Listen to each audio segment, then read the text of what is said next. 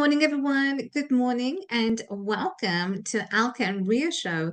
We appreciate for all of you who tune in and week out to listen, learn, and grow, because this is where growth takes place.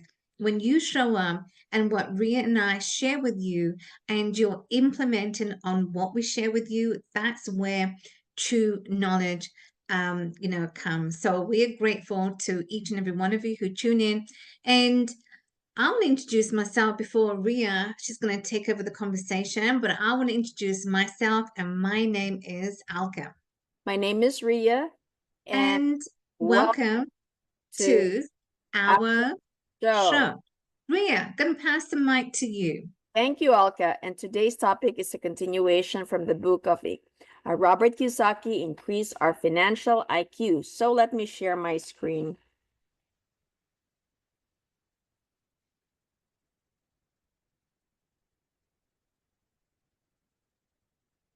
All right. So to continue from the book, Increase Our Financial IQ, we are now into the topic, and this is about the two disadvantages that people had when it comes to what else? Money, finance. The two disadvantages people had when it comes to money. According to Robert, our schools do not teach much about money. Even an A student leaves school knowing very little about money. And Robert says, on top of that, via the recently discovered science of mirror neurons, most of us learn about money from people who also are not financially intelligent. Mirror neurons will learn from people who are also not financially intelligent. So this is why, according to Robert, so many people have middle-class aspirations, such as live below our means, save money, staying out of debt. Now, Robert discussed that the second disadvantage when it comes to money is that our schools do not strengthen the subconscious mind. Do not strengthen the subconscious mind. Rather than educate, schools depend on fear to motivate, threaten rather than teach, imitate rather than innovate, punish mistakes rather than encourage, play it safe rather than think bigger, and say a person wants to hear rather than what a person needs to hear. Due to these two factors, many people buy when they should sell, save when they should spend when they should save, or many people are fearful when they should be brave, or many people are brave when they should be fearful. And I'm going to be sharing with you examples from the book of Robert Kiyosaki. Examples of uncontrolled, irrational, financially foolish, subconscious behaviors. And these are, I'll say 3 examples in here. First, all quant funds selling at the same time, which caused the stock market to crash because they were invested in the same stocks. They were selling when they should have been buying. Panic, according to Robert, comes from our subconscious brain. Copying or mimicking comes from the fear of being different. So they do the same thing instead of being creative and risking thinking differently. Another example that Robert pointed out in the book of an uncontrolled, irrational subconscious brain behavior are when people receive a raise, either from our job or when you come into some form of money, in this case, inheritance. Robert, according to the book, they often spend it. So either when you get a raise or you come into some form of money, big amounts such as an inheritance, people often spend it because why? They feel good that they have those extra funds, that extra money, instead of paying off bad debt. Bad debt means money that takes away from your pocket. Bad debt means, unnecessary expenses, and you charge it to credit card. Bad debt means owing a friend or owing somebody because instead of paying off, you use that money into gambling or you use that money to buy expensive items. Robert knows of a gentleman. In this case, this gentleman inherited nearly $1 million from his parents. This is a windfall of money. This is a lot of money. So this gentleman immediately, what did he do? He bought a big house. He bought liabilities. A big house requires a lot of expenses, a lot of upkeeps. The taxes for a big house is high. The water for a big house is high. The lighting, right? When you light the big house, that's also high. The property insurance of a big house is also high. And not only did he buy a big house, with big house, you have a lot of garages. So he bought 2 new cars as on top of the big house. And they were on credit cards. Credit card is an IOU that you have to pay back at some point in time. Now, instead of getting out bad debt, why is this a bad debt, you say? It is a bad debt because he bought it using credit cards, and this is a big house, and 2 new cars are liabilities. They take money away from your pocket. It is not a business which puts money into your pocket. So that's why it is called a bad debt. So instead of getting out of bad debt, his elation, his wonderful feeling, his happy feeling got him into greater debt. Today, he is out of money, because if you don't have money coming in and they're all out, you're gonna run out. And this is what happened to him. He ran out of money and now he's trying to save his house. Another example of irrational, uncontrollable subconscious brain behavior.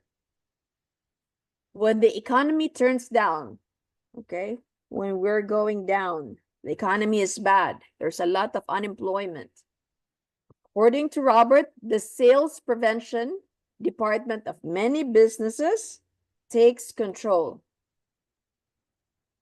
So the word prevention, sales prevention department. So the leader tries to prevent more sales. And that's why he termed it a sales prevention department. So when sales drop, either because the economy went down.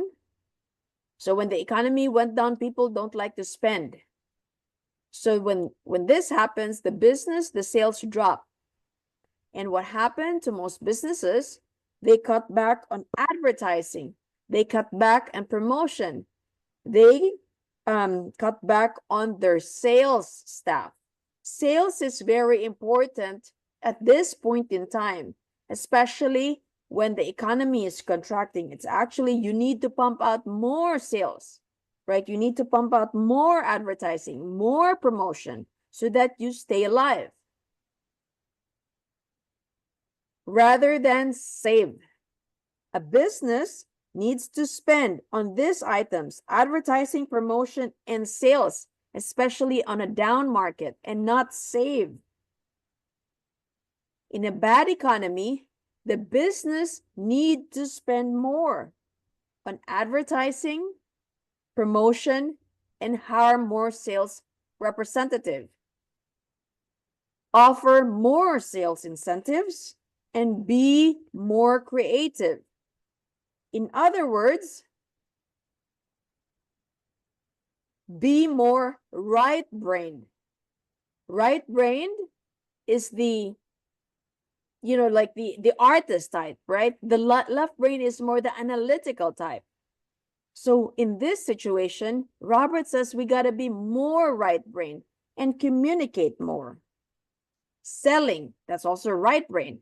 Instead of the sales acquisition department taking the lead. The sales, so what this means is that during down economy, the sales acquisition should be taking the lead.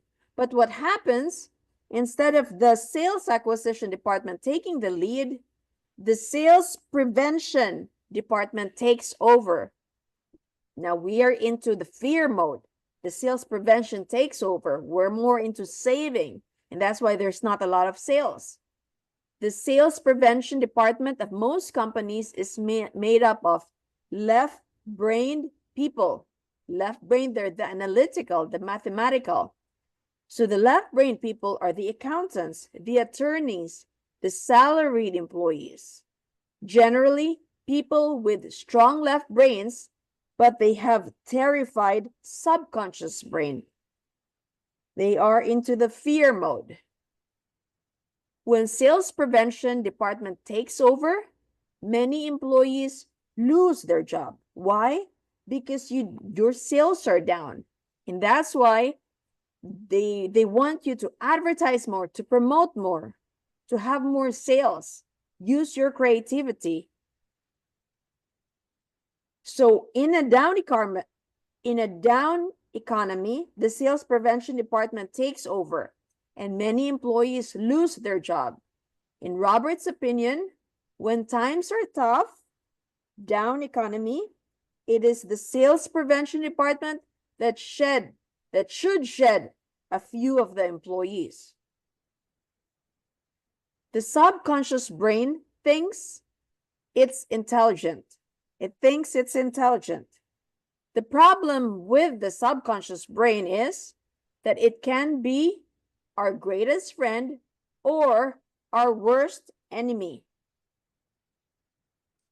It takes a person with a higher intelligence, a high IQ, a CPA, a doctor. It takes a person with a higher intelligence to step back. They run into fear and objectively determine which brain is talking. Is it the friend or the enemy? And when it comes to highly emotional subjects such as money, sex, religion, or politics, it requires a highly involved intellect to be able to detach, expand, listen objectively, then think clearly with both the left and the right brain, not just the left brain, but both the left and the right brain. According to the book, the problem with the subconscious brain is that it is reactive and not intelligent and not able to weigh the pros and the cons. So for example, if it's a down economy, it is reactive, and then what does it do? It goes into the fear mode. And that's why a lot of the businesses, they close down, right? They become bankrupt. They shut their doors because of the sales department, sales prevention department. So these are the lessons that I'm imparting to you today, the two disadvantages, right? So we have to learn what our two disadvantages are. And I hope you will let me know what you've learned from this topic. Let me know in the comment section below and stay tuned for more of Alka and Ria show. Ria, that was awesome. You know what? I have thoughts on that. Number one, you talked about when people come into big money, right? Most people don't know what to do. For example, you say you won $1 million, okay? Hypothetically, you won $1 million, right? You come into, and you've never seen it. So a person who has come into contact with, say, $1 million, you get a check for $1 million. Now, for most people, they don't know what to do. Like, they get a check. Oh, wow, okay, I've got $1 million. But most people do not know what to do. And as you said, most people will just spend it. Can you explain the theory, like you talk about the left brain, the right brain? So this individual who comes into contact with this money, I'm assuming it's a left brain, right? Well, is it left brain or right brain? Well, Whatever. right? But what you have to understand, a lot of the left brainers are the people that are great in mathematics, or for example, an accountant, an employee, a doctor such as I, who don't have any financial background. So for example, if I inherited $1 million, I'm running into a left brain, I'm a middle class earner, what do I do? What did the book say? We do a mirror neuron, right? The science of mirror neurons. We copy what others have been doing. So what majority of the middle class, this is a middle class mentality, is that, oh, I'm going to do what others are doing. I'm going to buy a big house. Because that's what we see. That's the mirror neuron that the book was trying to emphasize. The mirror. Right. But then what is a right brain person? What would the right brain person do? So the right brain, it's more the creative side of things, right? So Okay, the right. right brainer are more like the street savvy people who, probably like Mark Zuckerberg, who did not finish college. He went into business right away. Because why? A lot of the left brain are employees, and a lot of the right brain, they're the risk takers. Yeah. Right, the street savvy guys. So what they do is that because they have the background of either starting a business, when they inherit that 1 million, what do they do? They put that money working for them. They either invest it, or they put it more into their business to grow their business. But what happens to the left side brainers, who are a majority of us are employees? We do what we see in others. We spend it, stop, or we do invest it. But then again, the investment, because we don't have a background of investing correctly, then we may lose that money. And or we go into excessive vacation, because $1 million, right? That's a lot of money. You'll say, oh, I only spend 10,000. But when you are in a luxury vacation, that 10,000 is just probably a room rate for an X number of times, right? So you need that. If there's no money coming in and all money is just outgoing, you will deplete that at some point in time. Now, the rich brain, because they know what to do with it, they invested it. That money, it will go out. That's why it's called investment. That money comes back to them in other forms of income. That's right. So basically the point, so if you come into contact with big money, for most people, it's about instant gratification, right? It's instant gratification. Oh, I want to, whatever that case may be. Okay, so that is contact into big money. And then the second point I really liked when you talked about how businesses, they close, and it's unfortunate. It's unfortunate that the businesses are closing, and especially, retail is really being affected. We've got the Hudson's Bay store here in Canada. They're going to close. And because they are closing, I don't know about in the States, but they are going to close. And you can just imagine all the employees, they're going to be out of job. So my point that I really wanted to share is that when businesses close, why do businesses close? Okay. And businesses close because for some people, for some businesses, they are not foresighted. They don't forecast as to where the business is going.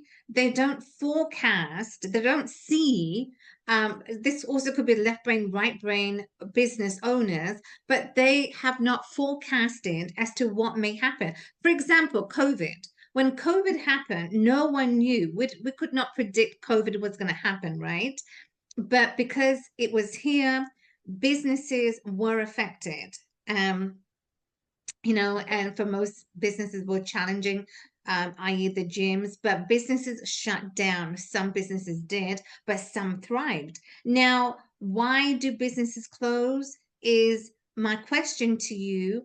I would say is the fear that some businesses don't want to expand. They don't want to expand online. And online is the way to go. Online is where we are heading. Example, artificial intelligence. Artificial intelligence, we cannot, as business owners, we cannot be fearful. We have to learn to embrace it, because in that moment of embracing, our business could survive. So if you can just share, what are your thoughts on why do businesses close? That is left brain, right brain individuals, right? Because share with us as to why are business owners fearful of embracing that, they have to forecast as to what is going to happen in the future.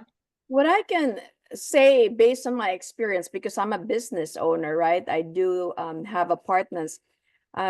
Like what our mentors say, an asset can be a liability can be an asset. And I bought, several properties over the years. And why do those landlords sell to me their properties? Why do they shut down their apartment business and, be forced to sell? Because why? Number one is that there is lack of income.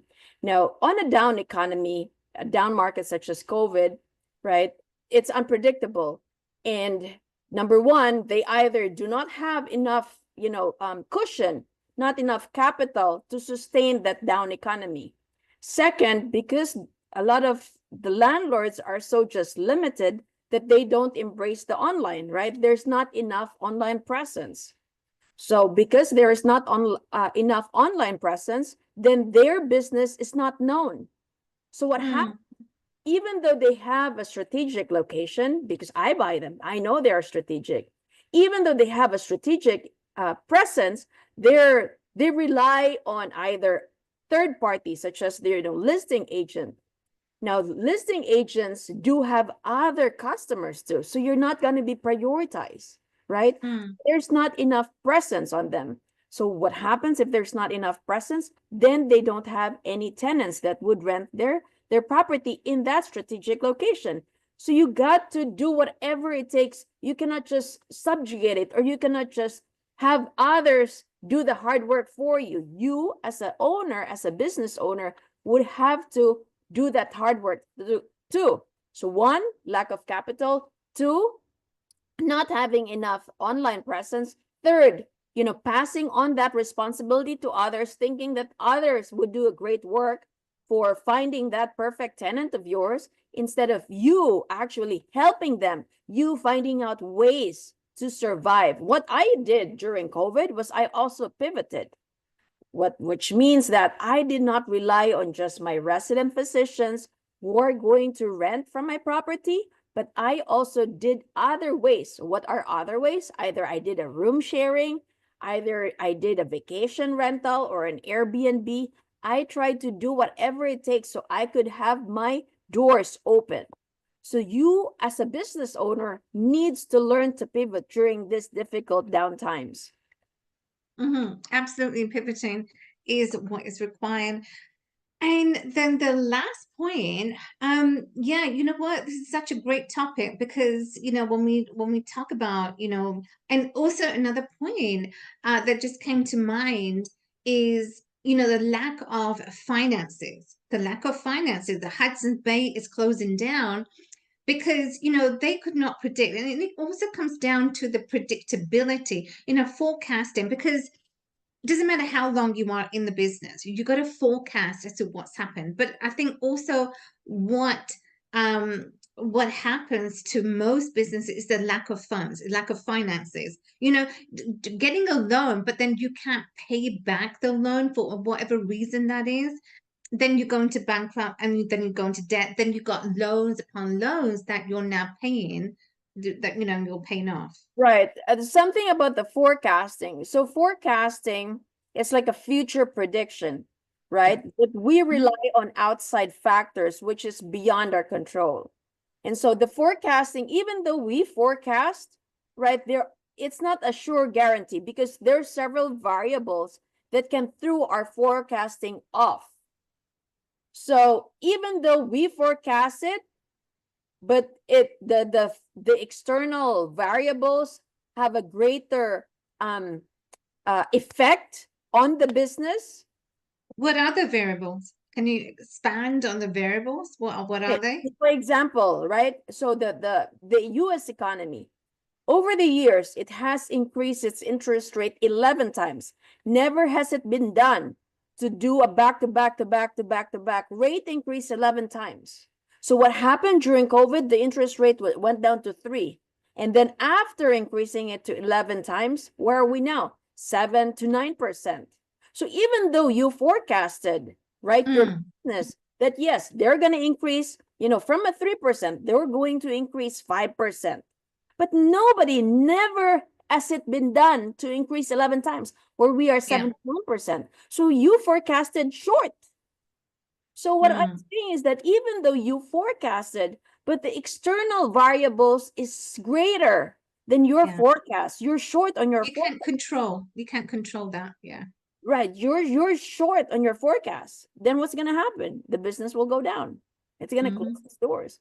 Because why? The external factors are way higher, greater on your prediction, on your forecast. Absolutely. Well, this has been such an amazing conversation. Thank you, Ria. And thank you all for tuning in. And we will see you the same time, same place tomorrow morning. And as always, implement on what you have learned. And this is to your advantage, not disadvantage, but to your advantage. And we will see you soon. So thank you, Ria. And thank you to you all for tuning in. See you at the same time, same place, come next week. Bye-bye.